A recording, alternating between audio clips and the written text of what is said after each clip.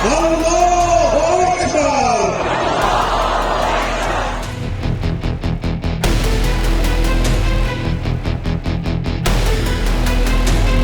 सोचिए, एक ऐसा देश जहां की सड़कों पर हजारों लोग झंडे लहरा रहे हैं, नारे लगा रहे हैं और अपने नए नेता की जय जयकार कर रहे हैं।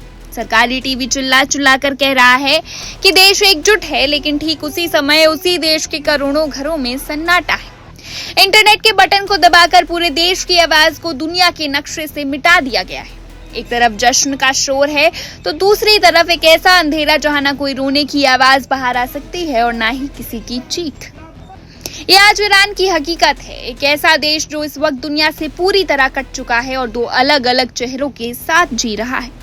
आइए सबसे पहले आपको ले चलते हैं ईरान की राजधानी तेहरान के मशहूर इंकिलाब स्क्वायर यानी क्रांति चौक पर। तारीख थी 26 मई।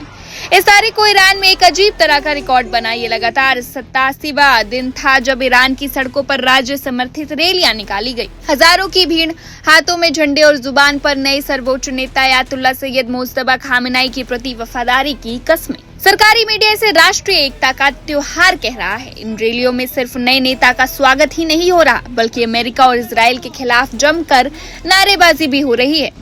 उनकी सैन्य नीतियों की निंदा की जा रही है। अधिकारियों का दावा है कि पूरा ईरान अपने एक नए नेतृत्व के पीछे चट्टान की तरह खड़ा है।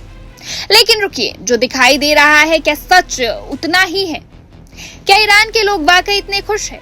अब सिक्के का दूसरा पहलू देखिए, जिसे ईरान की सरकार दुनिया से छिपाना चाहती थी। इन रैलियों के समांतर ईरान में आज इंटरनेट ब्लैकआउट का भी लगातार 87वां दिन है। जी हाँ, पूरे 87वें दिन, जब ईरान की आम जनता के पास दुनिया से जुड़ने का कोई साधन नहीं है, ना व्हाट्सएप, ना इंस्टाग्राम और ना ही कोई न्यूज वेबसाइट। सोचिए, जिस दौर में हम और आप बिना इंटरनेट के 2 घंटे नहीं गुजार सकते, वहां एक पूरे देश को करीब 3 महीने से डिजिटल कैद में रखा गया है। आखिर क्यों? सरकार को अपनी ही जनता की आवाज से ऐसा क्या डर है कि उसे पूरे देश का इंटरनेट ही काटना पड़ गया? इस इंटरनेट ब्लैकआउट की आड़ में जो हो रहा है वो रूह कपा देने वाला है। जानकारों और मानवाधिकार कार्यकर्ताओं का कहना है कि इंटरनेट बंद करने का सबसे बड़ा मकसद है ट्रांसपेरेंसी को पूरी तरह खत्म करना। जब दुनिया की नजरें ईरान पर नहीं है, तब वहां की जेलों में बंद सरकार के आलोचकों, असंतुष्टों, पत्रकारों और यहाँ तक कि कुछ विदेशी टूरिस्ट पर जुल्म की इंतहा हो रही है। इस अंधेरे के बीच ईरान में फांसी की सजाएं दी जा रही है, लेकिन इसकी कोई खबर, कोई आंकड़ा बाहर नहीं आ पा रहा। जेलों के अंदर अमानवीय परिस्थितियां हैं। कैदियों को नहीं पता कि अगली सुबह वो सूरज देख पाएंगे भी या नहीं। उनके परिवार हर पल एक भयानक अनिश्चितता और डर के साए में जी रहे हैं।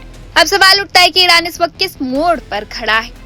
नए सर्वोच्च नेता मुज्तबा खामेनेई के सामने चुनौतियां कम नहीं है। एक तरफ उन्हें इंटरनेशनल लेवल पर अपनी ताकत दिखानी है, अमेरिका और इजराइल जैसे दुश्मनों का सामना करना है, तो दूसरी तरफ देश के भीतर सुलग रहे असंतोष को दबाना है। रैलियों में जुटी भीड़ को दिखाकर सरकार दुनिया को ये संदेश देना चाहती है कि नए नेता को जनता का पूरा समर्थन हासिल है, लेकिन इतिहास गवाह है कि जब आवाजों को जबरन दबाया जाता है, इंटरनेट बंद किया जाता है और जेलों को आलोचकों से भर दिया जाता है, तो वो समर्थन स्वैच्छिक नहीं बल्कि खौफ के दम पर पैदा किया गया भ्रम होता है। ईरान आज दुनिया के सामने एक सवाल बनकर खड़ा है। क्या हजारों लोगों की रैलियां और ऊंचे नारे उस दर्द को दबा सकते हैं जो इंटरनेट की अनुपस्थिति में बंद कमरों और जेलों की सलाखों के पीछे सिसक रहा है? क्या कोई देश अपनी ही जनता से सच छिपाकर लंबे समय तक स्थिर रह सकता है? तेहरान के चौकों पर झंडे तो आज भी लहराएंगे और शायद कल भी, लेकिन असली ईरान कौन सा है? वो जो कैमरे के सामने जय जयकार कर रहा है, या वो जो इंटरनेट के बिना अंधेरे में अपनी बारी का इंतजार कर रहा है? फैसला हम आप पर छोड़ते हैं।